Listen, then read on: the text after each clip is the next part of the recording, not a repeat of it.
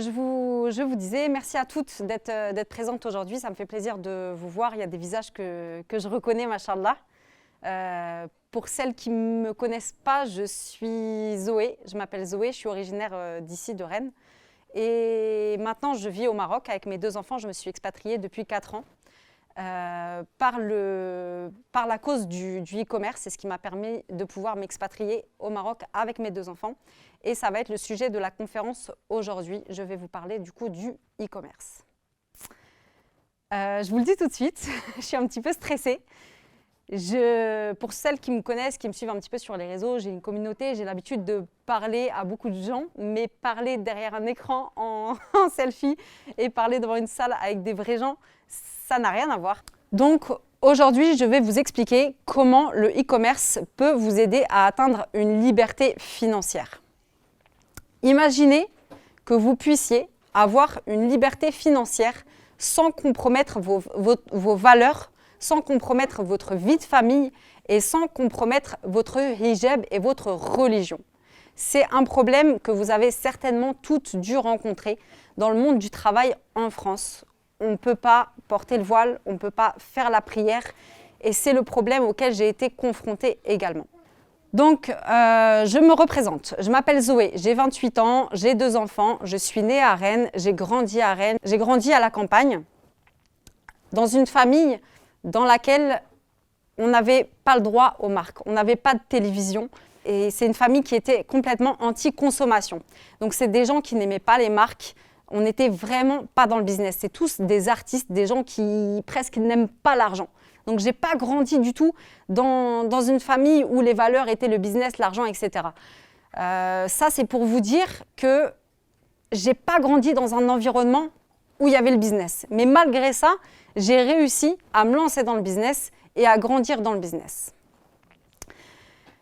Quand j'avais 8 ans, j'ai fait mes premiers voyages au Maroc. Et au Maroc, je suis arrivée dans les souks, que vous connaissez peut-être, plein de contrefaçons, de sacs Louis Vuitton, de Nike requin, les ceintures, je ne sais pas si vous avez la référence, les ceintures Dolce & Gabbana, genre en cuir blanc avec le D et G, c'était super à la mode.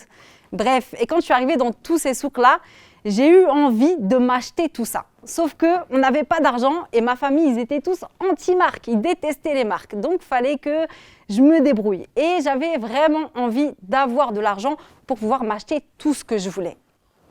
J'ai commencé à m'acheter un petit peu avec mes petites économies. Et puis, à un moment, j'avais presque plus rien. Et j'ai eu une idée, je ne sais pas si vous vous rappelez, à l'époque, il y avait Skyblog.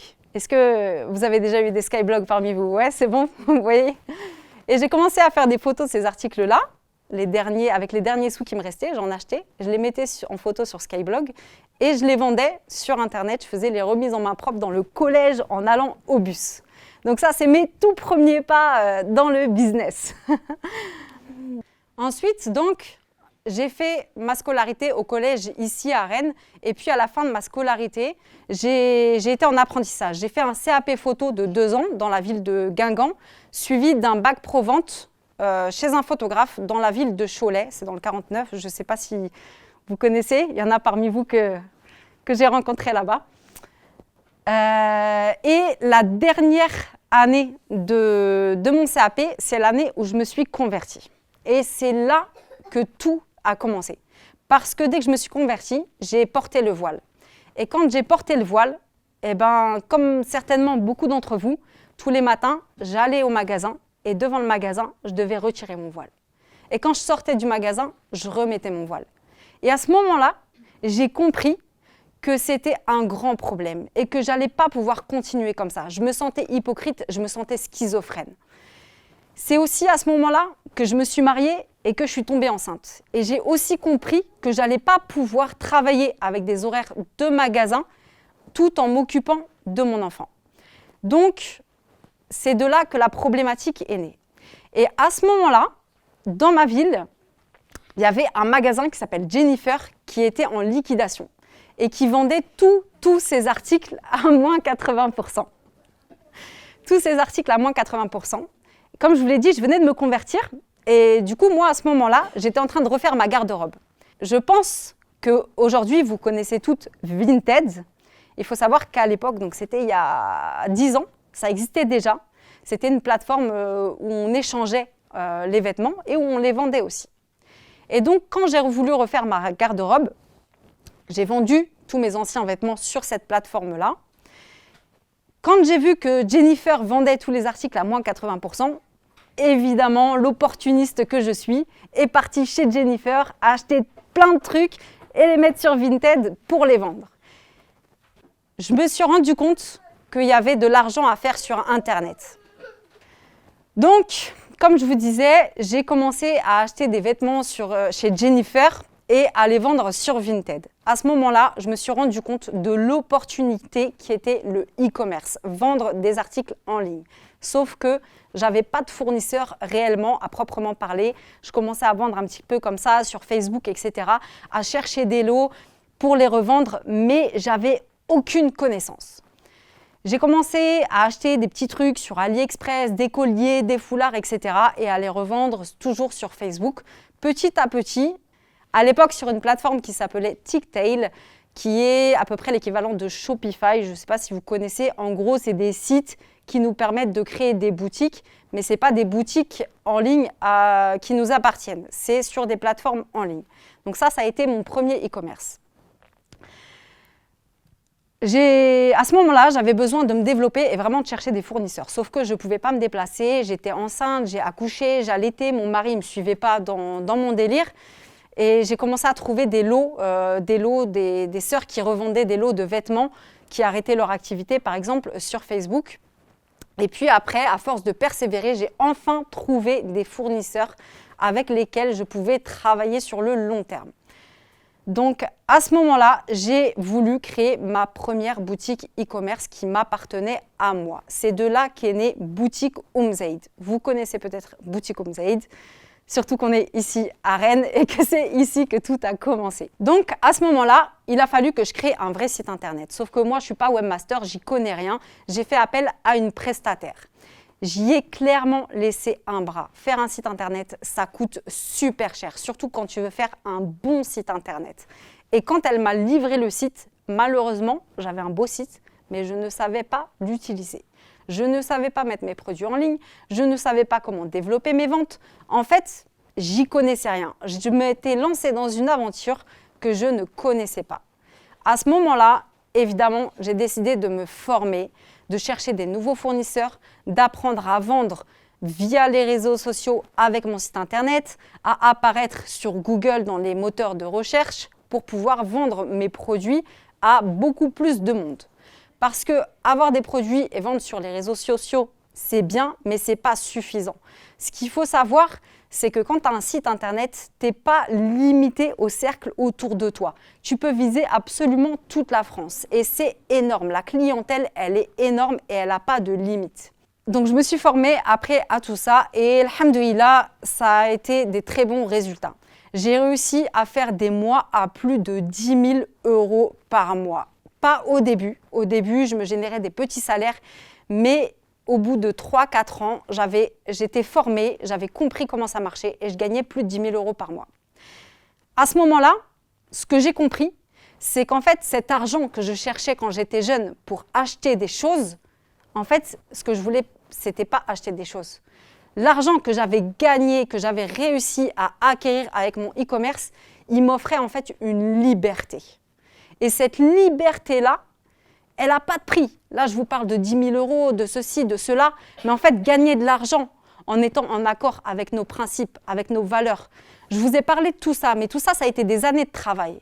Des années de travail où, certes, j'ai galéré. Beaucoup d'entre vous qui êtes ici aujourd'hui, vous m'avez vu avec mon fils en écharpe sur mon dos à décharger des camions. Vous m'avez vu dans les salons 100% femmes avec mes enfants ou encore enceinte jusqu'au cou. Donc ça n'a pas été facile. Ça n'a pas été facile, mais ça m'a permis d'avoir cette liberté. Et quand je me suis rendu compte que j'avais réussi à acquérir cette liberté et à mettre une certaine belle somme de côté, parce que j'ai jamais dépensé mon argent en faisant n'importe quoi. J'ai toujours économisé. Parce que je savais que derrière, mon but, ce n'était pas d'avoir une belle voiture, des beaux vêtements, faire des brunchs entre sœurs tous les 4 matins. Tout ça, ça ne me servait à rien. Je savais que j'avais besoin d'argent pour faire quelque chose de plus grand. Quoi? Je ne le savais pas encore. Mais un jour, j'ai décidé de prendre mes enfants et de partir m'installer au Maroc. Suite à un divorce, je ne me sentais plus à ma place ici en France. Et j'ai décidé donc de prendre mes enfants et d'aller m'installer au Maroc. Quand je suis partie m'installer au Maroc, je m'en fichais complètement de tout ce que j'avais accompli, alors que j'ai mis 10 ans à l'accomplir. J'étais prête à tout lâcher, à lâcher mon site, à tout lâcher. Je m'en fichais. La seule chose qui m'importait, c'était de partir avec mes enfants. Allah m'a facilité. Il m'a permis de garder ce site, Boutique Zaïd, en ayant des gens qui travaillaient pour moi et en le gérant à distance. Donc, je suis partie au Maroc avec mes 150 000 € en poche d'économie et des gens qui géraient mon site à distance. Quand je suis arrivée au Maroc, j'ai eu beaucoup d'épreuves, énormément de dépenses, des épreuves au niveau de la santé, des épreuves au niveau de la justice, des choses qui me coûtaient très cher. Même si mon train de vie au Maroc ne me coûtait pas cher, j'avais des charges qui étaient énormes. Alhamdoulilah, les revenus de mon site, même en le gérant à distance, me permettaient de couvrir tout ça.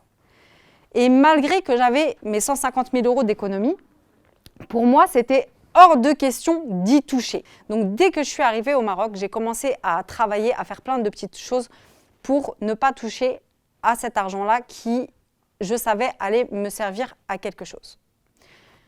Au bout de 2 ans au Maroc, je me suis rendu compte que malgré que mon site que je gérais à distance couvrait mes frais quotidiens, c'est-à-dire l'école, les factures, les courses, etc., je n'arrivais plus à mettre d'argent de côté. Je suis quelqu'un qui a toujours économisé. Quand j'étais en apprentissage, je gagnais 380 € par mois, je payais un loyer, je payais mes factures. Et dans cette salle, il y a une personne qui peut en témoigner. Je n'avais pas beaucoup d'argent, non. Mon salaire était maigre, mais je mettais toujours de l'argent de côté parce que j'ai toujours été ambitieuse.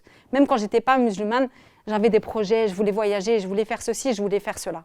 Et ça, c'est une chose qui est très importante aussi, c'est la gestion de son argent. Donc, au bout de 2 ans au Maroc, je me suis rendu compte que je n'arrivais plus à mettre d'argent de côté. À ce moment-là, j'ai décidé d'investir mes 150 000 €, non pas dans un projet, mais dans une maison pour me mettre en sécurité, moi et mes enfants. Je me suis dit, si je m'achète une maison, peu importe ce qui m'arrive, c'est bon, on est là. Au Maroc, on n'a pas besoin d'énormément de choses pour vivre. À partir du moment où on a un toit sur la tête, c'est bon, on est là, on est en sécurité. J'ai donc mis mes 150 000 € dans cette maison. Et à ce moment-là, je n'avais plus rien en poche, plus 1 euro, pas 10 centimes, pas 1 dirham pour payer tout ce qu'il y avait à payer. Et mon site, il marchait de moins en moins bien parce que gérer un site à distance dans un pays dans lequel on n'est pas, c'est très, très, très, très compliqué. Je ne vais pas cracher dessus parce que ça m'a beaucoup aidé, notamment dans mon installation, ça m'a permis d'avoir encore un petit salaire qui rentrait, mais c'est vraiment un casse-tête. Donc, à ce moment-là, plus aucun argent en poche, je me suis retroussé les manches. J'ai commencé à faire des courses de taxi. Je me suis lancée dans l'affiliation en ligne. J'ai repris mon métier de base qui est la photographie pour prendre un petit peu d'argent à droite, à gauche et remettre un petit billet de côté. Une fois que j'avais réussi à remettre ce billet de côté, j'ai décidé tout simplement de recréer un e-commerce, cette fois-ci au Maroc. Je suis là, je suis au Maroc. Pourquoi je ne lance pas un e-commerce au Maroc? Les gens m'ont tous dit « non, il n'y a pas d'argent, non, les gens ne consomment pas ». Mais moi, je me suis rendu compte que c'était faux. Parce qu'au Maroc, il y a de l'argent. Au Maroc, les gens consomment. C'est exactement la même chose qu'en France. Et plus que ça même, au Maroc, on est en train de connaître la croissance qu'a connue le e-commerce en France il y a 10 ans. Donc, il y a vraiment des grandes opportunités. Je me suis lancée. Et je n'ai pas regretté. Le premier mois, j'ai fait l'équivalent de 50 000 dirhams. 50 000 dirhams, c'est 5 000 €. 5 000 € au Maroc, dites-vous que le salaire moyen, c'est 300 €. Donc imaginez si vous gagnez 5 000 € au Maroc, un premier mois de lancement de e-commerce. Après, si j'ai réussi à faire ces chiffres-là, c'est parce que j'avais l'expérience. J'avais l'expérience, j'ai fait une étude de marché, je sais comment fonctionne le e-commerce, je savais quel produit lancer, comment le lancer, comment le vendre, etc. Si j'ai réussi à faire un lancement qui a marché dès le début, c'est parce que j'avais acquis toute cette expérience et toutes ces connaissances pendant des années.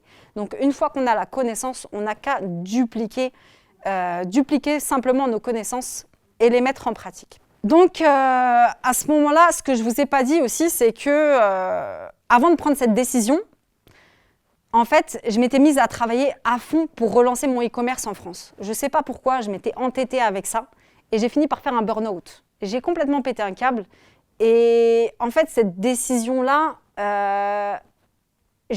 quand j'ai fait ce burn-out, j'ai décidé de lâcher le site en France. En mode, c'est bon, je lâche. En mode, saut à l'élastique sans élastique. Ça, c'est ma phrase, je l'aime beaucoup. Le saut à l'élastique sans l'élastique. J'arrête mon site en France. Sauf que c'était ma source de revenus. En vrai, je ne savais pas vraiment ce que j'allais faire. Et l'idée de relancer mon e-commerce au Maroc est venue après, ça, on va dire, couler de source. Et ça, c'est une chose qu'il faut savoir aussi quand on se lance dans l'entrepreneuriat. Il faut savoir, des fois, faire des choix que personne ne va comprendre. C'est-à-dire que si, avant de prendre cette décision-là, d'arrêter mon site en France et de me lancer au Maroc, j'en avais parlé autour de moi, les gens ils m'auraient tous dit « mais t'es complètement taré, n'y va pas », etc. C'est une chose très très importante dans l'entrepreneuriat, c'est qu'il faut s'écouter et il faut faire confiance en Allah. Quand on agit avec une niya qui est bonne, Allah il nous facilite. Et ça c'est dans toutes les choses. Je vous ai résumé un peu mon parcours de manière dégrossie. Mais il y a beaucoup de décisions dans tout ce parcours-là qui ont été faites. Voilà, si je vous racontais en détail, vous me diriez, mais t'es complètement taré. Mais c'est ce qui fait qu'aujourd'hui, alhamdoulilah, j'ai réussi à arriver ici. Et si je vous dis ça, c'est pas pour vous dire moi je. C'est pas mon but. Moi, j'ai pas besoin d'être là. Alhamdoulilah, je gagne ma vie. Je vis au Maroc. J'ai pris l'avion à 5 h du matin pour venir vous parler aujourd'hui de tout ça. Mais j'ai envie de vous partager ça. Parce que j'en ai marre d'entendre mes sœurs et de voir mes sœurs dans cette galère en France me dire je vais travailler comme caissière à Carrefour, je dois enlever mon hijab, j'arrive pas à trouver du travail. Les stéréotypes, on connaît tous l'ambiance qu'on a ici en France. Et dans le e-commerce, on n'a pas besoin d'investir beaucoup. Certes, si tu investis beaucoup d'argent, tu auras des résultats qui vont aller plus vite et qui seront plus gros. Mais si tu n'as pas d'argent, tu n'as pas d'excuses. Je ne veux pas entendre les gens me dire « oui, mais j'ai pas d'argent à investir dans la marchandise ». C'est pas vrai. Parce qu'avec 20 €, tu fais 40 €. Avec 40 €, tu fais 80 €. Avec 80 €, tu fais 160 €. Et au lieu d'aller faire des brunchs entre sœurs à 160 €, ton argent, tu le gardes, s'il te plaît, ma sœur, et tu rachètes de la marchandise. Et c'est comme ça que tu peux démarrer avec très très peu de budget dans le e-commerce. Le e-commerce, c'est comme le commerce. Et en plus, le commerce, si on y met la niya, c'était le métier du prophète sallallahu alayhi wa sallam. Qu'est-ce que vous voulez de mieux imaginer? Imaginez, vous faites un métier et votre niya dans ce métier, c'est de pratiquer la sunna. C'est game changer. C'est tout bon pour vous. Donc voilà, si je suis venue aujourd'hui vous parler du e-commerce, c'est parce que je veux que vous voyez vraiment l'opportunité de ce métier-là. Tout ce parcours-là que j'ai fait, donc au début je vous ai parlé de mon mari, j'ai divorcé pendant ce parcours-là, je me suis retrouvée toute seule avec mes 2 enfants. Avec ma fille qui avait 6 mois, que j'allaitais encore, qui était un bébé, mon fils qui avait 4 ans. Je ne vais pas vous dire que c'était facile, qu'avec le e-commerce, vous allez faire 150 000 € demain en vous tournant les pouces. Ça, c'est faux. Vraiment, ce n'est pas facile. Mais il n'y a rien de facile dans la vie. Et si vous n'allez pas chercher les choses, il n'y a personne qui va venir toquer à votre porte pour vous les donner. Mais par contre, ce n'est pas impossible. Et même si on est voilé, et même si on n'a pas beaucoup d'argent à investir, c'est un métier qui peut vous permettre de mettre en adéquation votre travail avec vos valeurs, avec votre religion et avec votre famille. Alors bien sûr, vous allez passer un peu moins de temps avec vos enfants, etc. Mais ça va être pour la bonne cause, pour leur donner un meilleur avenir. Est-ce que vous avez envie de passer toute votre vie dans les tours du Blône et de mettre vos enfants dans ces écoles-là et c'est tout ce que vous pouvez leur offrir parce que vous ne travaillez pas, parce que vous êtes au RSA, etc. Alors attention, je ne dénigre pas parce que j'ai été moi-même dans cette situation-là. La situation, la galère, voilà, on est une femme voilée, en France on n'a pas d'opportunité. Mais ce que je veux vous dire aujourd'hui, c'est que vous avez la possibilité de changer ces choses-là, surtout avec les métiers du web. Et le e-commerce en fait partie. Donc pourquoi je vous parle de tout ça aussi aujourd'hui? C'est parce que au mois de décembre, donc après avoir lancé mon e-commerce en France et après avoir lancé mon e-commerce au Maroc et avoir fait des bons chiffres d'affaires, j'ai décidé de vous proposer une formation sur le e-commerce pour former les sœurs qui veulent se lancer au e-commerce, que ce soit en France ou au Maroc. Cette formation, elle s'appelle Fais ton biz. Il y a différentes offres que je vous propose selon votre budget, selon ce que vous voulez apprendre à faire. Dans cette formation, je vous apprends à créer votre site internet toute seule. Donc déjà, les 1 500 € que vous allez donner à la webmaster pour avoir un site internet que vous ne savez pas utiliser, ils sont économisés. Ça, c'est juste un des points de la formation. Dans cette formation, je vous donne accès à une liste de fournisseurs avec lesquels vous pouvez travailler sans vous déplacer de chez vous. J'ai connu cette galère avec des gamins en bas âge, avec mon 807, mon vieux 807 tout pourri qui me lâchait sur l'autoroute, qui calait à 130 km/h avec toute la marchandise, mon fils qui pleurait derrière, etc. J'ai connu ces galères-là. Je sais qu'on ne peut pas toutes se déplacer. Même si c'est mieux de se déplacer, on ne peut pas toutes le faire. Donc dans cette formation, ayant acquis 10 années d'expérience et de relations avec de nombreux fournisseurs, je vous ai fait une liste de fournisseurs que vous pouvez contacter et avec lesquels vous pouvez travailler sans même sortir de chez vous. Dans cette formation, il y a aussi tout un module qui concerne le web marketing, où vous allez apprendre à vendre sur Internet, les techniques qui fonctionnent, comment aussi créer et engager une communauté sur les réseaux sociaux autour de vos produits. Parce que oui, avoir un site, c'est très important, mais il faut aussi être présent sur les réseaux sociaux. De la même manière que vendre sur les réseaux sociaux, ce n'est pas suffisant. Il faut absolument avoir un site internet si vous voulez vous développer dans le e-commerce. La vente sur les réseaux sociaux, ce n'est pas suffisant. Pourquoi? Parce que vous allez avoir une certaine catégorie de personnes qui va être présentes sur TikTok, une certaine catégorie de gens qui va être présents sur Facebook, une certaine catégorie de gens qui va être présents sur Instagram. Mais tous ces gens-là, quand ils veulent acheter quelque chose, où est-ce qu'ils le cherchent? Je vous pose la question. Est-ce que quelqu'un a la réponse? Sur Google, voilà, barakallahu fik, sur Google. Donc l'endroit le plus important où il faut être présent, c'est sur Google. Et c'est ce que je vous apprends aussi dans cette formation, parce que Google, c'est un métier à part entière, mais on peut apprendre des choses basiques pour aider notre site à se référencer sur Google et à apparaître dans les recherches Google des clients. Ayant également ma double expérience de photographe, dans cette formation, je vous ai créé tout un module pour apprendre à faire des photos professionnelles, même sans matériel professionnel. Même sans matériel professionnel, j'insiste là-dessus, parce que le matériel professionnel de photo, ça coûte très très très cher. Je sais de quoi je parle. Mais il n'y a pas besoin d'avoir un matériel incroyable pour réussir à faire des bonnes photos professionnelles. Et c'est très très important de faire des bonnes photos parce que ça va être la vitrine de votre client. Comme quand vous allez, par exemple, à Noz. Quand vous allez à Noz, vous avez des produits qui coûtent 2 € parce qu'ils sont tout enfouis dans des bacs, c'est moche. Okay, si vous faites 400 mètres et vous allez dans un autre magasin, le même produit que vous venez d'acheter 2 €, il va être vendu 80 €. Pourquoi? Parce que l'étagère, elle est belle, il y a des LED, il y a ceci, il y a cela.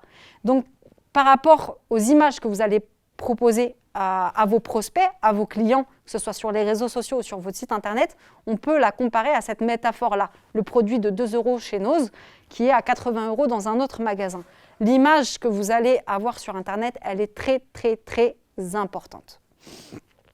Dans cette formation, je vous ai également concocté tout un module sur le mindset. Le mindset, c'est l'état d'esprit à adopter pour entreprendre. Parce que l'entrepreneuriat, ce n'est pas un long fleuve tranquille. Je vous l'ai déjà dit. J'ai vécu des moments vraiment de galère. Et en plus, quand on se lance dans un truc comme ça, en général, les gens autour de nous, ils ne nous comprennent pas. Ils ne nous suivent pas. Qu'est-ce que tu... Non, e-commerce, ah, c'est de l'arnaque encore ce truc-là. Les gens, ils confondent tout, ils mélangent tout, alors qu'ils n'y connaissent rien. D'accord? Moi, je le dis fièrement aujourd'hui, avec le e-commerce, j'ai fait plus de 500 000 € sur Internet. D'accord? Je vous parle de ça sur 10 années. Ok, 500 000 € comme ça va vous paraître ouf quand je vous dis 500 000 €. Bon, en vrai, ce n'est pas 500 000 € dans ma poche parce qu'il y a le prix de la marchandise, il y a le prix des taxes, il y a le prix de ceci, il y a le prix de cela. Et il y a aussi des mois où j'ai fermé mon site et où je faisais absolument rien. je fermais mon site, je m'occupais de mes enfants, je partais en vacances. C'est ce qui m'a permis d'avoir des mois à 14 000 € et des mois à 0 €. Mais à la fin, sur l'année, j'ai fait une moyenne et en gros, je gagnais entre 3 et 4 000 € par mois, ce qui est quand même un salaire assez confortable. Quand je vous le dis comme ça, des fois, j'ai tendance à l'oublier. Et ça, c'est insane, on est ingrat. Jamais satisfait. Ce matin, en venant de l'aéroport, j'étais dans un covoiturage avec 2 femmes. Et il y en a une, on parlait du travail. Il y en a une, elle fait les saisons dans les restaurants. Et elle me disait qu'elle faisait 9 heures par jour, un travail hyper difficile, quoi, super physique, pas de vie de famille, des horaires pas possibles. Et ça, c'est même pas une musulmane qui porte le voile et tout. Hein. Je vous parle d'une femme lambda. Et quand je lui ai demandé son salaire, elle m'a dit qu'elle touchait 1 400 € par mois. 1 400 € par mois, t'as pas de vie de famille, t'as des horaires de ouf, c'est hyper physique. Et ça m'a mis une claque. Je me suis remis les pieds sur terre un petit peu. Donc voilà, je me suis un peu éloignée du sujet, mais par rapport aux gens qui pensent que c'est de l'arnaque, etc., moi je vous le dis, c'est pas de l'arnaque. Il y a des millions, des milliers de gens qui font de l'argent sur Internet dans plein de domaines différents. Le e-commerce, c'est un des domaines qui rapporte le plus d'argent aujourd'hui. De plus en plus, les gens achètent sur Internet. Vous ne pouvez pas me dire non, ça y est, c'est dépassé. Non, c'est pas dépassé. Les gens achètent de plus en plus d'année en année, ils achètent de plus en plus sur Internet et ça n'ira qu'en évolution. Ce n'est pas un truc qui va régresser. Demain, Internet ne va pas s'arrêter pour que les gens se ruent dans les magasins. Au contraire, c'est plus les boutiques qui ferment parce que les gens achètent de plus en plus sur Internet. Et il y a un moment où il va falloir choisir. Soit vous faites partie des acheteurs, soit vous faites partie des vendeurs. Faites un petit peu un calcul de tout ce que vous achetez dans l'année et dites-vous qu'il y a des milliers de personnes comme vous qui achètent sur Internet et que vous pourriez, vous, être dans la position des gens où vous leur vendez. D'accord ? Internet pour la femme musulmane aujourd'hui, c'est vraiment un moyen d'allier en fait toutes vos valeurs, votre religion, éviter d'enlever votre voile et passer du temps avec votre famille, même si vous allez quand même passer beaucoup d'heures à travailler. Vous allez pouvoir le faire en étant à la maison, vous allez pouvoir le faire avec les horaires que vous souhaitez, c'est-à-dire que oui, ça va être des sacrifices, oui, ça va être des fois des nuits blanches parce que vous avez énormément de commandes à préparer, mais la journée, vous allez pouvoir la passer avec vos enfants et puis la semaine d'après, vous faire un week-end de fou, de folie avec vos enfants parce que vous avez fait 2 000 € en une semaine la semaine dernière, quoi. Donc voilà, et aussi offrir un avenir à nos enfants. Je ne sais pas pour vous, moi personnellement, je ne vais pas dire que je suis née dans la misère, alhamdoulilah, j'ai jamais manqué de rien, encore moins d'amour. Ma mère avait des priorités, elle c'était le voyage, etc. Alhamdoulilah, je ne suis pas à plaindre.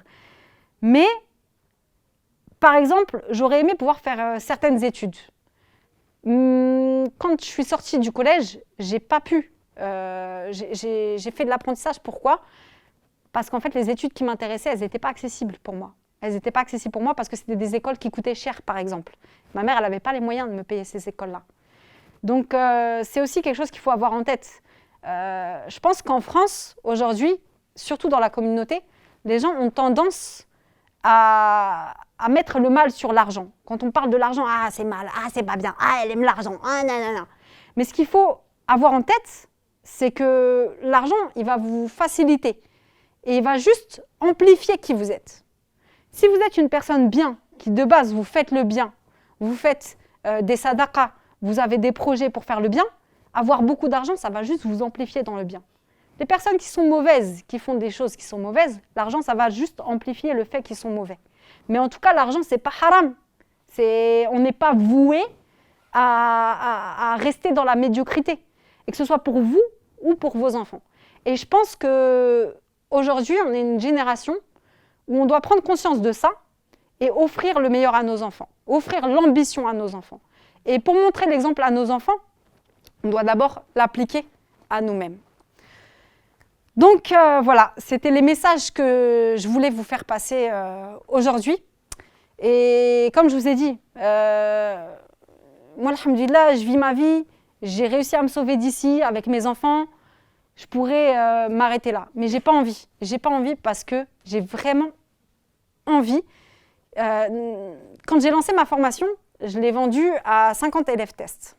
Donc depuis le mois de janvier, donc 2-3 mois, on a commencé avec ces élèves tests. Dans ces élèves tests, j'ai des élèves qui ont déjà créé leur site internet. J'ai des élèves qui m'ont dit « Zoé, merci, barakallahu fiki ». J'ai vendu et j'ai fait rupture de stock sur mes premiers produits. Et ça, si vous saviez à quel point ça vient accomplir en moi une satisfaction, alhamdoulilah, alhamdoulilah, si j'arrive à sortir mes sœurs de la galère, à leur offrir des opportunités différentes, mais moi, j'ai tout gagné dans ma vie, en fait. Donc là, on est... voilà, j'ai vraiment envie, en fait, de vous voir réussir. Donc, voilà. Si vous avez des questions, je vous écoute. Peu importe la question, il n'y a pas de questions bêtes, d'accord? Peut-être que j'ai employé des fois des termes un petit peu techniques ou pas, je ne sais pas. Il n'y a pas de questions bêtes. Toutes les questions sont bonnes à poser. Il y a des choses qui, pour moi, sont logiques parce que ça fait 10 ans que je fais du e-commerce, que je suis dans le business en ligne, etc. Mais pour vous, ça ne l'est pas forcément et c'est normal. Donc, il n'y a pas de questions bêtes. N'ayez pas honte. Zoé, pour ta sincérité, l'authenticité de ton témoignage qui n'est pas marketing, mais qui colle vraiment à la réalité de ton parcours. J'ai beaucoup apprécié. Je te connais de loin, de nom, mais je n'ai jamais approfondi ton parcours. Donc, merci déjà pour ton intervention et tes confidences, finalement. J'ai 2 remarques et puis j'ai des questions aussi. Concernant les remarques, à un moment donné, tu parles là, des nanas dans le covoit à 1500 balles par mois. Je pense qu'on doit aussi se poser la question entre gagner de l'argent et travailler. Et c'est vraiment 2 choses différentes. Ici, en tout cas, on nous prépare à travailler et comme la seule voie de gagner de l'argent, et à 1500 en général, on ne nous apprend pas à gagner de l'argent et on ne nous apprend pas à être auto-entrepreneur. Voilà. On nous prédispose au salariat et à la limite d'un salaire qui couvre pas nos envies, nos ambitions. Donc c'est loyer, manger et limite les vacances pour ceux qui arrivent bien à gérer leur argent. Donc ça, c'est une question qu'on doit aussi qu'on doit développer dans le mind. Quand tu parles aussi du mind, c'est gagner de l'argent et pas forcément travailler. Par rapport à ça, du coup, je me disais aussi que tu peux sous-traiter. Tu dis que ça te prend du temps de faire les commandes. C'est quelqu'un que tu peux et sous-traiter ton stockage et sous-traiter l'envoi de commandes. Et là, tu te libères encore de plus pour vraiment gagner du temps. Parce que gagner de l'argent, c'est une chose. On ne doit pas perdre ni notre temps, ni notre santé, et puis la relation familiale, tout ça. C'est quelque chose que je fais à l'heure d'aujourd'hui. De sous-traiter au Maroc. J'ai des personnes qui travaillent pour moi, alhamdoulilah, mais c'est quelque chose qu'on ne peut pas faire quand on débute. Parce qu'avant d'arriver à ce niveau-là, où tu sous-traites, où tu as des personnes qui travaillent pour toi, où tu payes des gens pour faire ce travail-là, tu dois déjà avoir acquis un certain niveau, avoir un certain nombre de commandes, et voilà, avoir un certain level en fait dans le domaine avant de pouvoir sous-traiter avec des personnes, etc. Mais bien sûr que de toute façon, à un moment, tu arrives à un niveau tellement haut que tu n'as pas le choix. Tu es obligé, sinon effectivement tu sacrifies ta famille, etc. Et c'est pas le but du tout. Par contre, ce qu'il faut avoir en tête aussi, c'est que sous-traiter, c'est parfois très compliqué. Et parfois, gagner un peu moins d'argent, c'est mieux que de sous-traiter parce que tu sais que le travail il va être bien fait. Former des gens dans un business que tu as toi lancé, c'est très, très, très difficile. Et encore une fois, je sais de quoi je parle. C'est pour ça que j'ai lâché mon e-commerce en France. J'ai fait un burn-out. Les gars, ils travaillaient bien, il n'y avait pas de souci, mais c'était pas assez. C'était pas comme je voulais, ça marchait pas, en fait. Ça marchait, je dis ça marchait pas, astaghfirullah. À l'heure d'aujourd'hui, là aujourd'hui je vous parle, je vous dis j'ai arrêté mon site, mais je me connecte là tout de suite. Ce mois-ci, le mois dernier, j'ai fait 600 €. Hein. Et pour moi, ça, c'est rien. Parce qu'au final, avec les charges que j'ai, c'est un site qui est en France, gère pas, je dois payer les employés, etc. Pour moi, c'est rien. Mais aussi, si j'arrive à... Du coup, je pars dans autre chose. si j'arrive à faire 600 € en faisant rien, je ne communique pas, je n'achète plus de marchandises, je ne fais plus rien sur ce site, c'est pour moi il est à l'abandon, c'est parce que justement j'ai mis en place toutes ces techniques de référencement, etc. Bref, on en revient à nos moutons, c'est que il faut avoir un certain niveau avant de pouvoir sous-traiter et que parfois gagner un petit peu moins mais s'assurer que le travail soit bien fait, c'est moins prise de tête.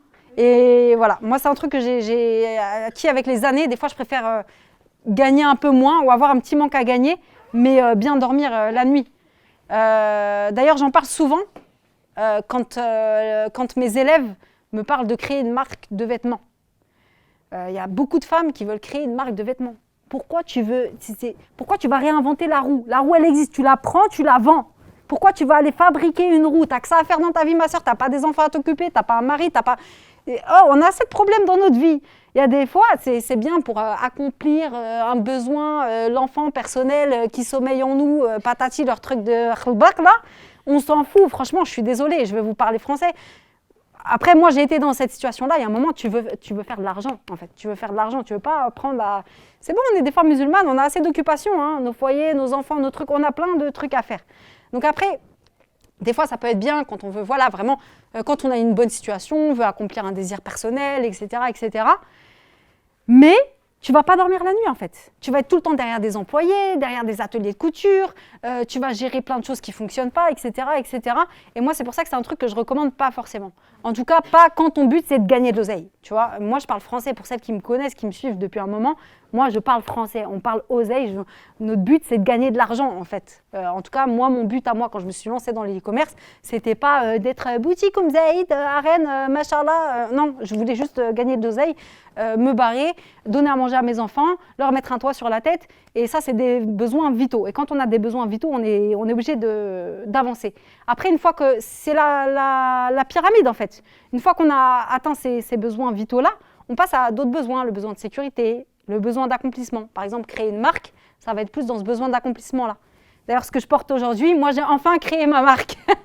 Après 10 années dans le prêt-à-porter islamique, je l'ai fait, c'est même pas pour l'argent, c'est parce que, voilà, quoi, ça y est, c'est bon, je peux le faire, je le fais. Mais c'est un besoin d'accomplissement. On n'est plus dans cette nécessité-là. Voilà. Donc, je me suis éloignée du sujet, excuse-moi, mais c'était pour dire que des fois, il vaut mieux dormir tranquille et quitte à gagner un petit peu moins. Et ça rejoint ce que tu disais. Pendant les questions plutôt juridiques sur le statut que tu as choisi en France, en tout cas ce qui est possible de faire, et au Maroc. Alors, je ne l'ai pas abordé tout à l'heure quand j'ai parlé de la formation, mais dans ma formation, il y a aussi un module où je vous explique effectivement les formes juridiques pour créer son entreprise.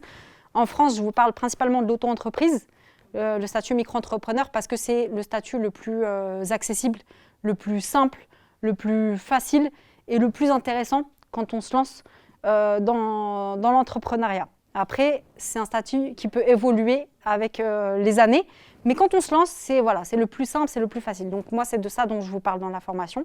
Et après, au Maroc, il y a aussi le statut d'auto-entrepreneur, qui est quand même réservé aux personnes qui sont soit résidentes au Maroc avec la carte de résidence, soit aux personnes de nationalité marocaine. Par exemple, des Français qui arrivent au Maroc, qui n'ont pas de nationalité ni de carte de résidence, ils ne peuvent pas ouvrir le statut auto-entrepreneur, mais ils peuvent ouvrir une SARL. C'est très simple, tu vas chez le comptable, tu payes 500 €, il s'occupe de tout, tu s'occupes de rien et tout se passe très bien. Au Maroc, vraiment, tout est hyper simple. J'ai beaucoup de gens des fois qui me posent des questions, notamment sur le e-commerce au Maroc. C'est 4000 fois plus simple qu'en France. Bref, du coup, pour le statut juridique, dans la formation, il y a tout un module où je vous parle des statuts juridiques en France et les statuts juridiques au Maroc avec mes conseils et mon expérience personnelle. Pour les fournisseurs, la grande liste des fournisseurs que je vous donne, c'est une liste de fournisseurs qui est en France. D'accord ? Et je vous apprends comment en trouver d'autres aussi que ceux que je vous ai donnés. Au Maroc, je vous donne les adresses de où se trouvent les fournisseurs. Il n'y a pas une liste de fournisseurs aussi détaillés que celle que j'ai fait pour la France. Parce que les produits au Maroc sont assez limités en termes d'importation. Je vous donne vraiment une liste de fournisseurs de tout. Ce n'est pas que des vêtements. Il y a beaucoup de vêtements, mais c'est de tout. Donc je vous disais, au Maroc, les fournisseurs, c'est assez limité. Et moi, ce que je vous recommande dans la formation, c'est plutôt de ramener des articles de France. Je vous explique comment le faire, comment limiter les coûts. Bref, donc pour se lancer au Maroc, je vous conseille plutôt de rapporter des produits de France parce que vous allez avoir en fait des produits nouveaux. Et je vous donne des contacts avec qui vous allez pouvoir faire tout ce cheminement de produits-là vers vous au Maroc. Sans avoir à vous déplacer pour acheter vos produits. Ce n'est pas la poste, mais par des transporteurs. Ouais. Je vous explique aussi les spécificités au Maroc parce que les habitudes de consommation sont totalement différentes. Les consommateurs n'achètent pas de la même manière, n'achètent pas par les mêmes canaux.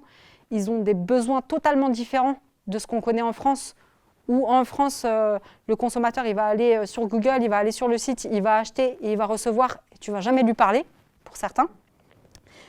Au Maroc, c'est complètement différent. Et je vous explique vraiment cette différence-là. Je vous donne mes techniques, mes astuces, mes conseils par rapport à tout ça et à mon expérience. J'avais une question sur le fait, on entend souvent dire qu'on peut créer, par exemple, notamment parce qu'il y a le site internet qui est important, mais il faut créer une communauté sur les réseaux. Et on entend souvent dire qu'effectivement, ce n'est pas la peine de se montrer pour avoir la communauté. Mais est-ce que ça reste quand même nécessaire de créer, je ne sais pas comment expliquer ça, mais en fait, que la communauté adhère à la personne pour pouvoir adhérer, par exemple, aux produits qui vont être vendus.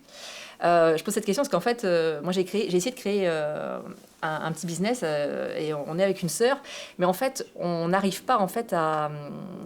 On n'a pas cette propension naturelle à en fait se dévoiler ou montrer de nous ou parler de nous. Bien en sûr. Fait, nous, ce qu'on veut, c'est comme par exemple Tefal ou autre. Bon, ils ont leur marque, on ne connaît pas le dirigeant de Tefal, enfin... Et c'est difficile. Et on se rend compte en fait qu'aujourd'hui, beaucoup de personnes qui réussissent, elles vont réussir parce que justement, les gens vont avoir adhéré à la personne, qu'elle se montre ou qu'elle ne se montre pas. Et en fait, c'est compliqué si, quelque part, aujourd'hui, en fait, on ne donne pas de l'humain. Et est-ce que c'est quand même des choses qui, aujourd'hui, peuvent quand même... C'est une question qui est super intéressante et je te remercie de l'avoir posée. En fait, il y a deux choses. Sur les réseaux sociaux, tu vas avoir le personal branding. Le personal branding, c'est... on va dire les personnes en gros. Si vous me suivez sur Insta, on va dire le personal branding, pour moi c'est Objectif Hijra. Objectif Hijra Maroc, c'est mon personal branding, je me montre, vous me voyez, je vous parle de moi, etc. etc. Mais derrière, je ne vous vends pas des abayas sur Objectif Hijra Maroc. Bon, là, j'ai commencé à vous parler de la formation, mais Objectif Hijra Maroc, ça fait 4 ans que ça existe, je n'avais rien à vous vendre. Sur Boutique Zaïd, personne ne m'a jamais vu. D'accord ? Boutique Zaïd au Maroc, on me voit juste, on voit pas mon visage parce que c'est moi qui pose pour mes vêtements. Mais Boutique Zaïd, au début, à mon lancement à Rennes, avec lequel j'ai fait 500 000 €, personne ne m'a jamais vu. Donc il y a différentes manières de créer une communauté autour de tes produits. Il y a la manière du personal branding où les gens vont accrocher à toi, à ton histoire, et c'est comme ça qu'ils vont acheter tes produits. C'est une méthode qui effectivement fonctionne, mais ce n'est pas la seule méthode. Tu as aussi une manière de créer une communauté sur les réseaux sociaux autour de tes produits. Et j'ai fait tout un module sur ce sujet-là dans la formation parce qu'effectivement, il y a énormément de femmes qui ne veulent pas se montrer. Comment créer une communauté sur les réseaux sociaux autour de tes produits. Donc en fait, je vais t'expliquer comment cibler de manière large les gens, comment faire pour qu'ils adhèrent à tes réseaux sociaux, comment faire aussi pour récupérer leur mail, parce que le mail, c'est la chose la plus importante dans le e-commerce, c'est comme ça que tu vends. Donc, comment récupérer via les réseaux sociaux les mails de ces gens-là et créer une communauté autour de tes produits, des gens qui vont être intéressés par tes produits ou par un thème global, sans avoir à te montrer. Là, parmi toutes les élèves dont je vous ai parlé tout à l'heure, les élèves TES qui ont commencé à faire leur site, qui ont commencé à faire des ventes, etc., il n'y en a aucune qui se montre. Et comme je vous l'ai dit, moi aussi, moi-même de mon expérience avec Boutique Zaïd, mon premier site en France, il y avait 0 personal branding, on ne me voyait pas du tout comme vous pouvez me voir sur mes réseaux sociaux aujourd'hui. Moi, je voudrais savoir le coût de la formation. La formation, c'est une formation en e-learning. Donc, vous allez avoir accès à vie à tous les modules de la formation. C'est des modules qui sont préenregistrés sur une plateforme en ligne. Une fois que vous avez acheté à la formation, vous avez accès à tout et aussi à toutes les mises à jour parce qu'il y en aura, parce que j'ai toujours envie de donner plus et que entre le lancement de ma formation avec mes élèves tests et aujourd'hui, j'ai rajouté presque x2 de contenu. Donc une fois que vous achetez la formation, vous avez accès à vie à tout ça. Maintenant, il y a différentes formules. Il y a la formule Starter qui est à 490 €. En gros, cette formule-là, elle va vous permettre d'apprendre à faire un site tout seul. Je vous ai dit, les 1 500 € de webmaster, là, on les enlève. Vous allez avoir quelques d'autres modules, je vous enverrai le lien. Vous allez avoir le lien pour avoir tout. Mais en gros, la formule starter, elle vous apprend à faire votre site internet tout seul. Ensuite, vous avez la formule booster qui est à 697 €. Dans cette formule-là, vous avez absolument tout. Vous apprenez à faire un site internet, vous apprenez à créer une identité visuelle, vous avez accès aux fournisseurs, vous avez accès au mode d'expédition, vous avez accès à tout ce qui est web marketing, donc créer et engager une communauté autour des réseaux sociaux. Vous avez accès à comment vendre sur Jumia au Maroc, ce qui est l'équivalent de Amazon. Vous avez accès au module où vous apprenez à faire des photos. Bref, c'est la formule la plus complète. En fait, avec ça, vous avez accès absolument à tout. Voilà, vous avez en fait un guide avec vous pour apprendre à vous lancer et à réussir dans le e-commerce, à faire vos ventes sur Internet, et vous avez accès à vie. Ensuite, il y a une troisième offre, c'est l'offre premium. L'offre premium, elle est à 1 187 €.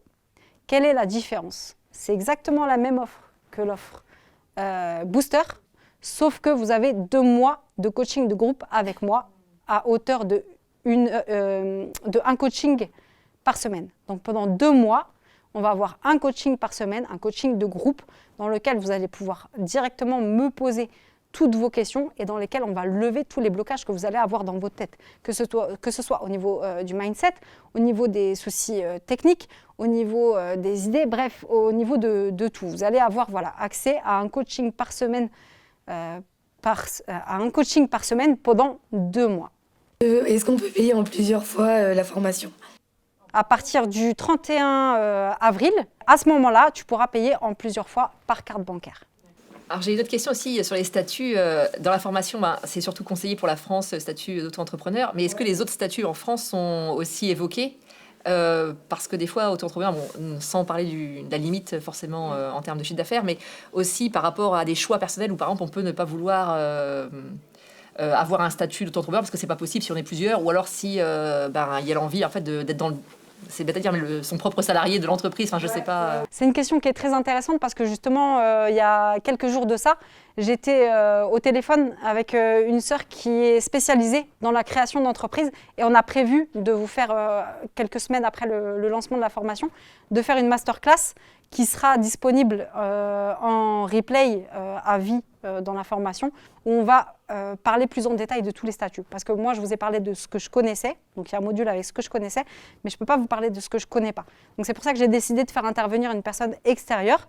Elle, concrètement, elle vous propose la création, donc elle crée des entreprises, vous la payez pour ça, mais dans cette masterclass, on va aborder tous ces statuts et elle va vous donner toutes les informations, soit pour le faire par vous-même, soit les informations générales. Donc c'est quelque chose qui est prévu de vous rajouter dans la formation, ça n'y est pas là, à l'heure où je te parle, ça n'y est pas encore, mais c'est quelque chose qui est prévu d'être rajouté, en tout cas. Par rapport plus aux fournisseurs, en fait, c'est des fournisseurs de tout type de produits ou c'est quand même déjà, il y a un écrémage, on va dire?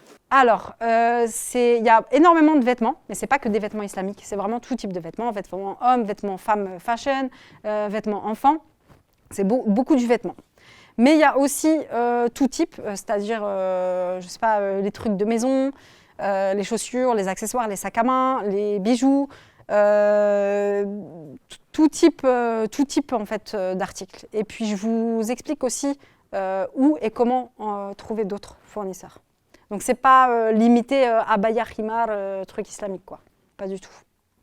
D'ailleurs, vous avez un bonus où je vous donne 30 idées de e-commerce à lancer, avec en plus des petites idées pour créer une communauté déjà sur les réseaux sociaux autour de ces idées-là.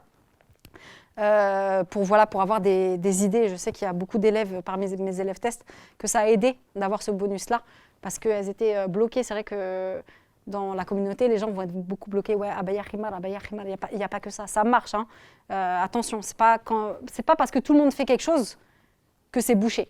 Ça, c'est une des plus grandes erreurs que font les gens, c'est de croire que parce que tout le monde le fait, que ça ne marche pas. Au contraire, un truc, plus il marche, plus il marche, plus il marche. Si tout le monde le fait, c'est que tout le monde gagne de l'argent. Je connais personne qui va faire un truc pendant 10 ans parce que ça marche pas. En fait, il y a un moment où tu te remets en question, tu vois, si ça marche pas, ça marche pas.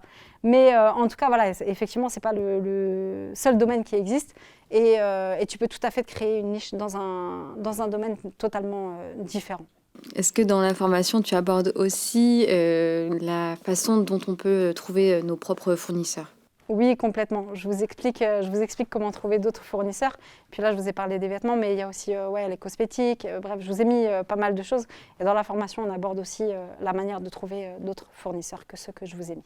Est-ce que au niveau du service client, c'est obligé de... Est-ce qu'il y a une barrière de la langue pour ceux qui ne parlent pas le darija ou est-ce que ça fonctionne quand même? C'est une question qui est très intéressante. Ouais. Ça va dépendre, on va dire, du domaine dans lequel tu te lances. Si tu te lances dans un produit un petit peu luxe où tu vas viser que la haute sauce Ma'arif de Casablanca, tu es sûr que tout le monde va parler français. Si tu cherches à viser tout le monde, et c'est plutôt ce que je te conseille, il va falloir parler darija. Donc soit tu vas sous-traiter et tu vas payer une fille qui va s'occuper de tout ça, mais je te le déconseille, surtout pour commencer. Peut-être après, tu vois, quand tu auras tellement de commandes que tu n'arriveras pas à les gérer, c'est ce que je te souhaite, Inch'Allah. Mais pour commencer, il faut que tu le fasses toi-même. Donc, pour se lancer au Maroc, effectivement, il faut maîtriser la langue. Mais il ne faut pas que ce soit une barrière. Il ne faut pas que ce soit une barrière. Au contraire, il faut que ce soit un challenge. Parce que de toute façon, si tu cherches à vivre au Maroc, je te le dis en connaissance de cause, il faut apprendre à parler marocain. Celles qui me suivent, vous le savez, je vous saoule avec ça 40 milliards tout le temps, je vous le dis. Il faut apprendre à parler marocain. Vous voyez bien, je suis française, j'ai les yeux bleus, je ne suis pas marocaine. J'ai appris à parler marocain, vous pouvez le faire, d'accord? Je n'ai pas pris de cours. Maintenant, il y a des plateformes qui existent, tout. Il y a des applications, des plateformes, tout existe pour apprendre le marocain. C'est hyper accessible. C'est hyper important. C'est la base. En fait, quand tu vas apprendre, si tu vas vivre dans un pays et que tu ne parles pas la langue, mais comment tu veux... Le moment où on fait sa hijra au Maroc, bah forcément, si on veut débuter le commerce directement en arrivant, on ne parle pas forcément de darija parce que je pense qu'on met plus en pratique la langue sur place. Exactement. Je sais pas si tu vois ce que je veux dire. Donc du coup, si par exemple, je sais pas, admettons, je compte partir dans 2 mois au Maroc et bah du coup d'emblée, je vais ouvrir mon commerce sur place pour refaire justement, comme tu disais, un revenu. Du coup, ça serait compliqué, justement, le fait qu'il n'y ait pas la langue. Donc, il faudrait, par exemple, ouvrir d'abord un commerce en France, en fait, comme tu as fait toi, quoi. Non, pas du tout. Et je ne vous le conseille pas, hein, d'ailleurs. Si vous avez prévu de partir rapidement, n'ouvrez pas votre commerce ici, lancez-le direct là-bas. Je vais pas dire que je vous déconseille de faire ce que j'ai fait. Moi, si je l'ai fait, c'est parce que j'avais déjà un truc qui marchait déjà ici depuis des années. Voilà, c'est mon parcours qui est comme ça. Mais si vous savez que vous allez partir dans 2 mois, lancez pas un truc ici. Après, si vous savez que vous allez partir dans 2 ans, vous pouvez très bien lancer un truc ici, comme ça vous prenez la main, vous apprenez, c'est super important en fait. Même si moi je vous donne toutes les clés dans ma formation, si vous achetez ma formation, que je vous donne toutes les clés dans ma formation, il n'y a que en passant à l'action que vous allez apprendre. Si vous êtes là, vous regardez toutes les vidéos, mais vous ne faites rien, il n'y a rien qui va se passer les gars. Vous allez rester pareil, au même endroit, vous n'allez pas avancer, ça c'est un truc... Et ça marche dans tout. Ça, c'est un problème qu'on a dans la tête. Il faut passer à l'action. Et c'est pas grave si je pars du sujet, excuse-moi, je reviendrai dessus après. C'est pas grave si tu te prends des murs. C'est pas grave si tu perds de l'argent. Ah ouais, ça aussi, je vous l'ai pas dit. Dans le e-commerce, on ne perd pas d'argent. Vous prenez pas de risque. Vous achetez de la marchandise. Vous allez acheter de la marchandise. Et c'est pour ça que c'est un business qui est trop bien. Parce que le risque, il est minime. Vous achetez de la marchandise. Finalement, ça vous plaît pas. Ou finalement, ça marche pas. Ou finalement, vous voulez arrêter. Est-ce que vous avez perdu de l'argent? Vous n'avez rien perdu du tout. Vous avez de la marchandise, vous la mettez à 50%, tout le monde va l'acheter. Croyez-moi qu'à moins 50%, tout le monde achète tout. D'accord? Ça, c'est un truc. Donc, votre argent, vous allez le récupérer. Vous avez juste perdu 3 semaines dans votre vie, c'est tout. Fin de l'histoire. Je me suis éloignée du sujet. Voilà. Tu peux... quand je suis arrivée, je parlais pas. Hein. Je n'ai pas appris avant d'arriver. Et j'ai lancé officiellement mon e-commerce là, il y a quelques mois, peut-être 1 an, tellement le temps passe vite, je ne me rends pas compte. Mais avant, je faisais un petit peu de vente comme ci, comme ça et tout, parce que je suis quelqu'un, moi je suis accro. Vous allez voir, quand on commence à apprendre à vendre des trucs, à gagner de l'argent, c'est...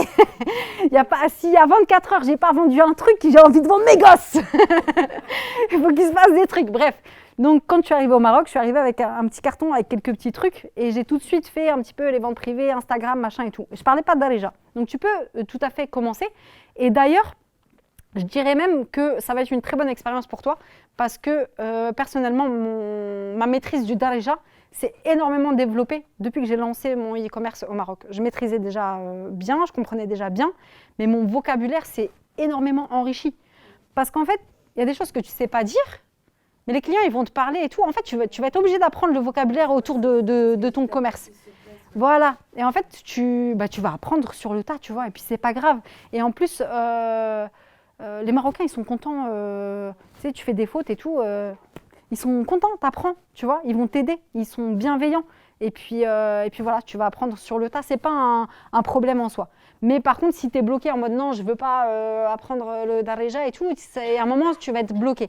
Mais si tu es ouverte dans ton esprit et que tu as la volonté d'apprendre, c'est bon, tout va glisser.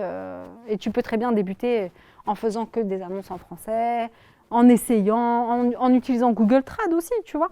Ça m'arrive encore, des fois, je reçois des pavés sans harakat, c'est trop compliqué, tu vois.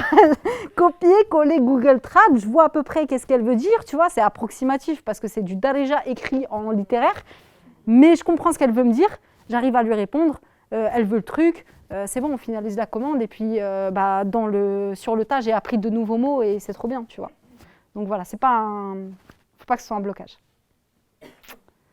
C'est une question, parce qu'on était beaucoup sur la revente, en fait, donc on a achat-revente, mais est-ce qu'il y a aussi une facette qui est abordée sur, par exemple, une création de produits, notamment, par exemple, quand c'est l'édition, que ce soit, par exemple, de jeux ou, par exemple, des livres pour tout ce qui va être la littérature ou des choses comme ça, parce qu'effectivement, c'est particulier aussi, puisque là, en fait, des fois aussi, il y a plusieurs options, dans le sens où il y a, soit, en fait, on gagne mieux quand on vend tout seul ses produits, ou alors est-ce que passer par des éditeurs, comme, par exemple, dans la communauté musulmane, il y a des gros éditeurs musulmans, forcément, là, le gain sera moindre, mais par contre, tout de suite, ça peut plus facilement décoller parce qu'ils sont grossistes, ils ont les réseaux. Enfin, c'est pas évident non plus, quoi, mais ça permet, en fait, quand on est seul, de pas pouvoir se déplacer.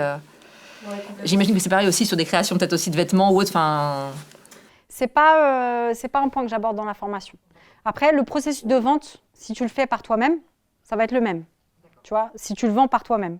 Mais vendre via des distributeurs, parce que c'est ça la question en fait, créer via des grossistes et vendre via des distributeurs, ce n'est pas un point qui est abordé dans cette formation. C'est vraiment la vente directe. Je pense que c'est un canal qui nécessite un investissement de base qui est énorme.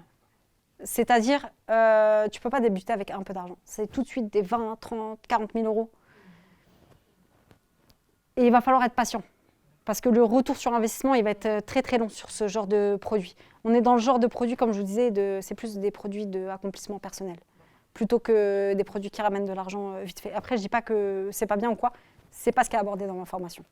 Les stocks, est-ce que vous les avez physiquement en fait, ou c'est quelqu'un ça reste au même endroit, ou c'est comment ? Complètement. Dans ma formation, on aborde, c'est une très très bonne question, merci de l'avoir posée.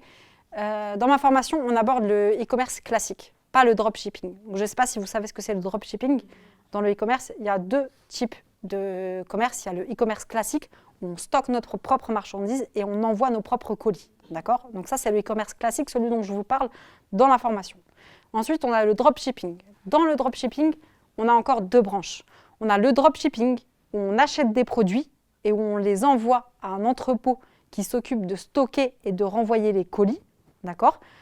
Et on a une deuxième sorte de dropshipping où on n'achète pas de produits, où on n'envoie pas de colis, on fait juste un site internet, les gens achètent sur notre site, la commande part chez le fournisseur envoie le produit au client. Ça fait rêver. Moi aussi, j'aimerais bien le faire, sauf qu'on n'a pas le droit. On n'a pas le droit parce que en islam, on n'a pas le droit de vendre des produits qu'on n'a pas achetés. Donc le dropshipping par des produits qu'on a achetés, qu'on fait stocker, qu'on fait renvoyer, oui, on peut.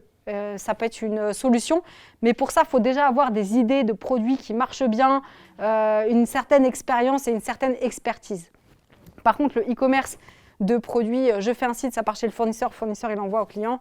Voilà, ça, c'est pas quelque chose qu'on a le droit de faire islamiquement parlant. Donc voilà, c'était pour répondre à ta question et la différence entre le e-commerce et le dropshipping.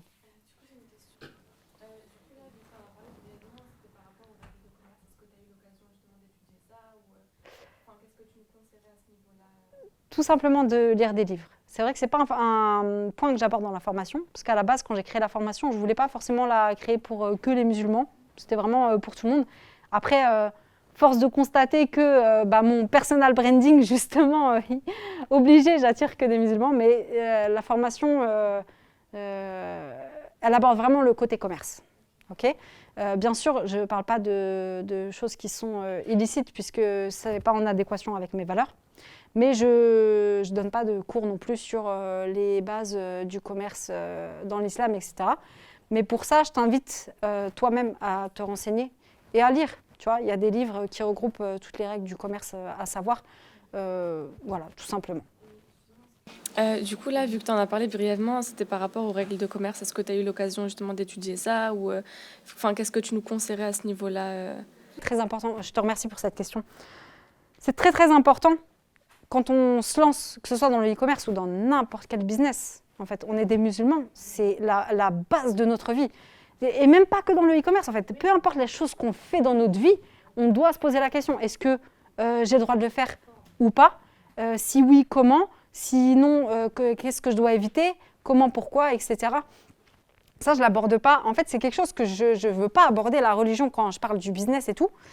Et que on est obligé parce que quand même on est des musulmans, mais j'aime pas aborder ça parce que pour moi c'est un principe de base. Ça veut dire que là même au tout début, avant de commencer cette conférence, la première chose que j'aurais dû vous dire, c'est de vous parler du tawakkul, de faire confiance en Allah. Mais pour moi, je vous en parle pas parce que c'est quelque chose, c'est tellement, ça va de soi, c'est la base, c'est ancré, c'est comment tu veux réussir dans un truc de la dunya si à la base ta niya, c'était pas de satisfaire Allah dans ce que tu fais. Il y a des gens qui réussissent, qui gagnent plein d'argent en faisant du haram, mais il n'y a pas de baraka dans leur argent. Et puis après, le jour du jugement, ils vont avoir des comptes à rendre. Astaghfirullah, j'ai pas envie d'y être. Tu vois, qu'Allah nous en préserve. Donc ça, c'est une base. Voilà, peu importe ce que tu fais dans la vie, que ce soit dans ton business ou dans autre chose, tu dois toujours te renseigner sur les manières de faire, toujours que ça soit bien. Et c'est une chose que je répète beaucoup sur les réseaux sociaux, sur tout ce que je partage, de toujours revoir notre niya. D'avoir toujours une bonne niya à la base. Donc, pour ceux qui ne savent pas, la niya, c'est l'intention. Par exemple, si tu suis un petit peu les gens qui parlent de business, et je vous parle des gens, pas les musulmans, les gens, tous les gens là, les gens développement personnel, coaching, machin, truc, ils vous parlent du grand pourquoi intérieur. Le grand pourquoi intérieur, c'est un truc de coach. En fait, en tant que musulman, on a ce truc-là. Mais ce n'est pas le grand pourquoi. Moi, je l'appelle la niya profonde. Certes, c'est un pourquoi. Mais eux, leur pourquoi, là, ils partent avec des croyances bizarres, pleines de shirk et tout. Astaghfirullah, il y a des trucs, c'est n'importe quoi. Mais tous ces trucs-là, en réalité, ils sont applicables. C'est comme la loi de l'attraction. Ouah, la loi de l'attraction. Je ne sais pas, pour vous, moi, personnellement, je suis beaucoup les comptes business, machin et tout, parce que j'en suis devenue passionnée par tout ça. Et par exemple, sur Instagram, j'ai beaucoup même des gens non musulmans, et ils vous parlent de loi de l'attraction, etc. Tout ça, c'est des bêtises. C'est des grosses bêtises. On ne doit pas tomber là-dedans. C'est super grave. Mais par contre, c'est des choses qui sont totalement applicables en tant que musulman. C'est juste que ce n'est pas la loi de l'attraction. Le fait de vouloir un truc, ça attire le truc. Non, le fait de vouloir un truc, ça va te permettre, dans tes prières, de demander à Allah. Et quand tu demandes à Allah, Allah il va te le donner. Moi, tout mon parcours aujourd'hui, si j'ai réussi à faire tout ce que j'ai fait, si j'ai entrepris tout ce que j'ai entrepris, si j'ai réussi à partir m'installer au Maroc, et je vous parle de ça parce que moi, c'était mon rêve, et alhamdoulilah, je l'ai accompli. Aujourd'hui, je peux mourir demain, j'aurai tous les péchés que j'ai, mais je serai en accord avec moi-même. Donc, j'ai réalisé ce que je voulais réaliser. Mais tout ça, je l'ai demandé à Allah. J'ai pleuré dans mes prières en lui demandant de m'accorder la hijra. J'ai pleuré dans mes prières en lui demandant de m'accorder la réussite dans mon succès. Et j'ai fait des causes. Je n'ai pas attendu les bras croisés que tout arrive, la loi de l'attraction et compagnie. Là. Donc, il faut vouloir les choses très profondément, avoir toujours une bonne intention à l'intérieur de nous-mêmes, mais toujours s'en remettre à Allah. Donc, à travers la confiance en Allah et à travers les demandes qu'on lui fait. Il ne faut pas, quand on fait la prière, quand on est en sujoud, est-ce que c'est haram de dire « Ya Allah, accorde-moi 500 000 €, je veux m'acheter une villa au bord de la mer, je ne sais pas, en Thaïlande ». Non.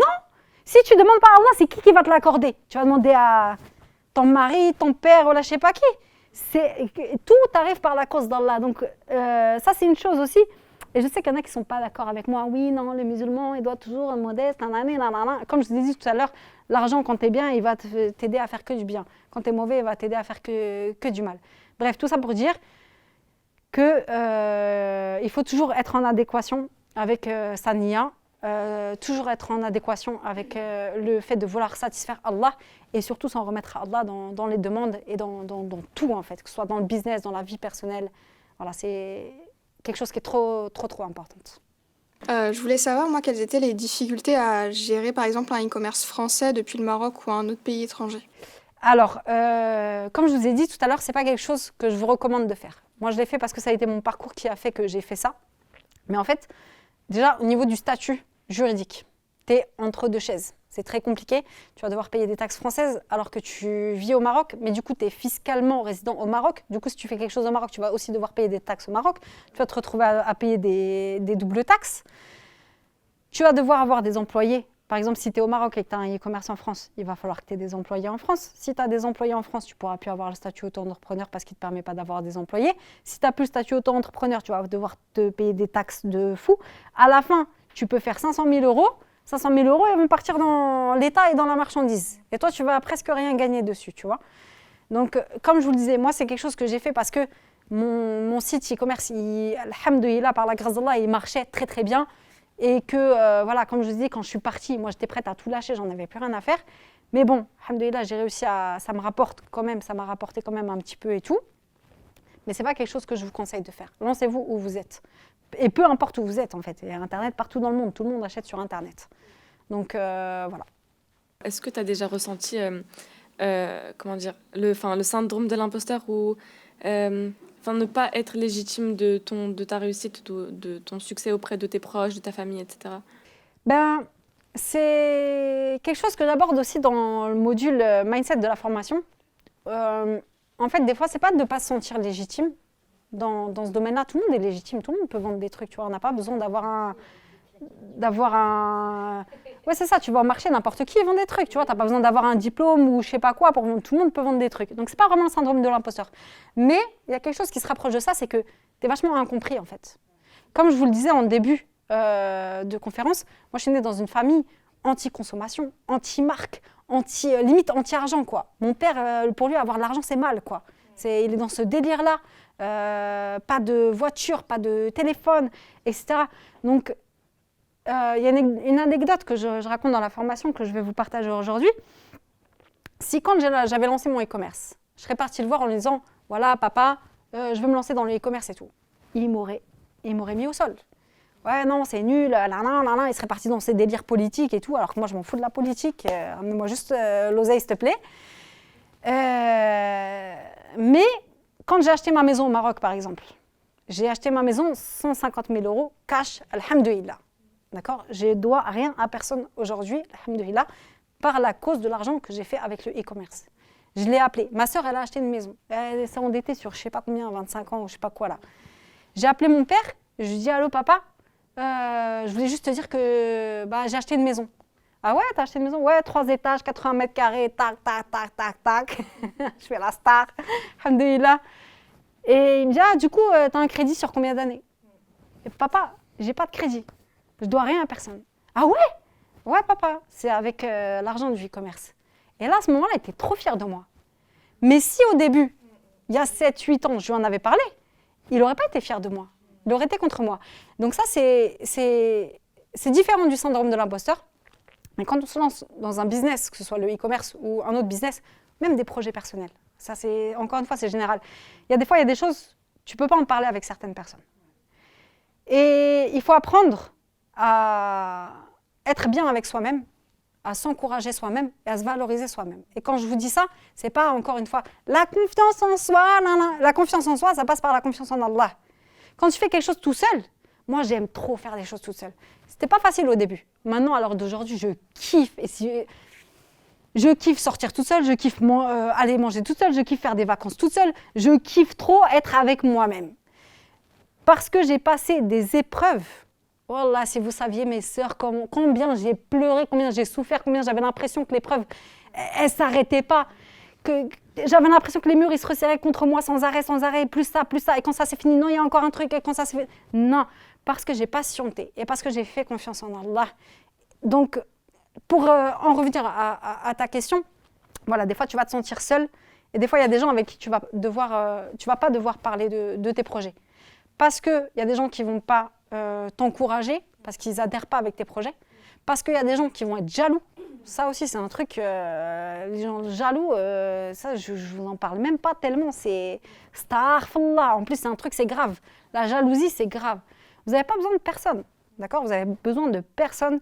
Comme je dis souvent, il n'y a personne qui va venir payer votre loyer, il n'y a personne qui va venir remplir votre frigo, il n'y a que vous et Allah et ce que vous faites comme acte et comme action, comme sabab. Donc quand vous faites un truc, vous n'êtes pas obligé d'en parler autour de vous. Et d'ailleurs, ça ne fait pas partie de la sunna non plus. Exactement, exactement. De mettre un voile sur nos affaires pour... Tout à fait, barakallahu fiki. Pour atteindre la réussite. Et puis, et voilà, mais c'est vrai qu'il y a des moments où c'est un peu dur, où tu vas souffrir. Donc si tu arrives... Mais c'est vrai, tu vas souffrir de la solitude. Mais après, si après, autour de toi, tu arrives à avoir quelques amis vraiment très très proches avec qui tu peux t'encourager dans le bien, dans lequel il n'y a pas de jalousie et tout, c'est génial. Franchement, alhamdoulilah, je vous l'encourage. Attention. Attention, mais je vous encourage. Si vous avez vraiment, mais vraiment, une amitié vraiment sincère, quelqu'un que vous connaissez vraiment, quelqu'un qui vous veut vraiment du bien. Malgré tout, il faut rester méfiant. Hein. Voilà, à l'heure d'aujourd'hui, moi, je sais...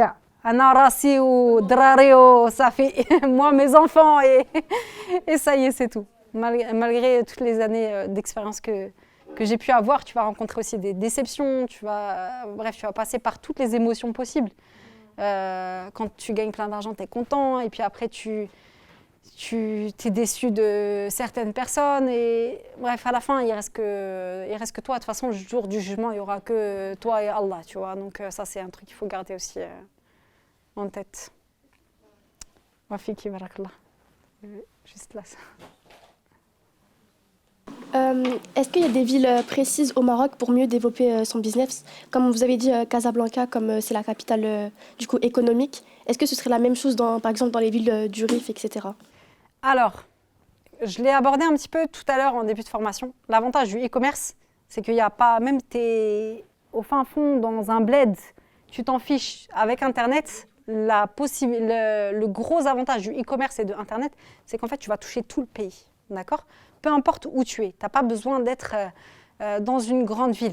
Tu vois, tu peux parce que tu vas avoir peut-être par exemple la proximité avec les fournisseurs, ça va être une facilité, mais tu vas payer ton loyer 8 fois plus cher, tu vois. Après, c'est des choix personnels, hein, mais tu n'as pas besoin d'être dans une grande ville pour pouvoir développer un e-commerce. On parle ici de e-commerce, commerce en ligne, d'accord? On ne parle pas d'un business physique. Là, effectivement, il y a des endroits stratégiques, etc. Mais quand tu lances un e-commerce, le gros avantage, c'est que là, moi, en étant de Rennes, j'ai fait 500 000 € dans toute la France, la Belgique, la Suisse, l'Angleterre. Tu vois, j'envoyais des colis partout. Et là, c'est ce que je fais aujourd'hui du Maroc, alors que j'habite dans un petit bled en banlieue de Agadir, tu vois. Donc, c'est vraiment le gros avantage du e-commerce, c'est que tu peux toucher tout le monde au niveau national. Est-ce que tu peux envoyer à l'international en travaillant du Maroc ou est-ce que ça reste que national? Non, pour le e-commerce de détail, en tout cas, ça va rester que national. Pourquoi? Il n'y a pas d'envoi à l'international en dehors de, par exemple, des envois par bus, où c'est 2 € le kilo. Donc là, par exemple, moi, c'est ce que je fais pour ma marque, parce que je vends en gros, donc c'est intéressant, c'est des gros colis, ça marche. Mais c'est un peu long, c'est pas hyper pratique, etc. Après, il existe des chronopostes, etc. Mais tu payes 50 € le kilo, 50 € le petit colis. Donc ça ne marche pas, le frais de port il est beaucoup trop élevé. Et même en France, si tu veux le faire livrer, ça m'est déjà arrivé de livrer des commandes des clientes en Malaisie, elles ont payé 70 € de frais de port. Mais elles voulaient, parce qu'elles ont fait une commande à 300 €, elles ont acheté leur truc de l'année et elles étaient contentes. Mais tu ne travailles pas à l'international comme ça. Quand tu travailles en France, tu travailles en Europe, parce que les modes d'expédition, ils sont développés sur l'Europe avec des prix, on va dire, abordables, qui vont jusqu'à aller 15 € max. Mais au Maroc, pour l'instant, tu travailles que sur le national. C'est, je pense, amené à se développer sur toute l'Afrique, par contre, parce que le Maroc, il est en plein développement, notamment au niveau de l'économie vraiment africaine, maghrébine et africaine. Donc tout ça, je pense que c'est amené à se développer sur le continent africain. Ouais. Ouais, c'est vraiment en plein développement. Et pour celles qui ont projet de s'installer au Maroc, il y a un train à prendre. Voilà. Même si c'est jamais trop tard pour prendre le train du e-commerce. Comme je vous ai dit, c'est un métier qui a forcément de l'avenir. Mais là, au Maroc, on est en train de vivre ce qu'on a vécu il y a 10-15 ans en France. Et se lancer dans les 5 prochaines années, ça va vous permettre de faire partie des têtes, voilà, en termes d'expérience, en termes de preuves sociales, etc. etc. Est-ce que dans la formation du coup, que tu as faite, tu as parlé que ça parlait du commerce en France et au Maroc. C'est les deux compris dans la formation ou c'est que la France ou c'est que le Maroc? Non, dans la formation, vous avez accès aux deux. Ça veut dire que si là, aujourd'hui, vous voulez lancer un e-commerce en France, mais que vous avez projet de partir au Maroc dans 2 ans, eh ben, c'est tout à fait possible. Avec la formation, vous avez...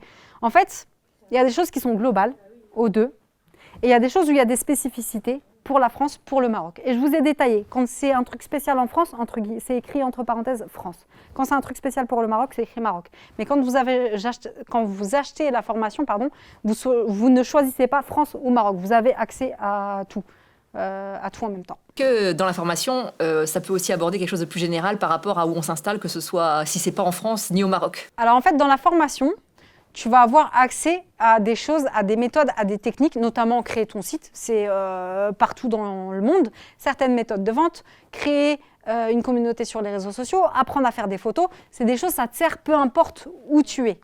Mais il y a des choses qui sont spécifiques à la France et au Maroc. Je ne vais pas développer pour chaque pays parce que de toute façon, je ne connais pas. Par exemple, en Algérie, je ne connais pas les méthodes de transport, les méthodes de paiement et les habitudes de consommation, la manière dont tu dois faire la publicité si tu veux faire de la publicité payante, etc.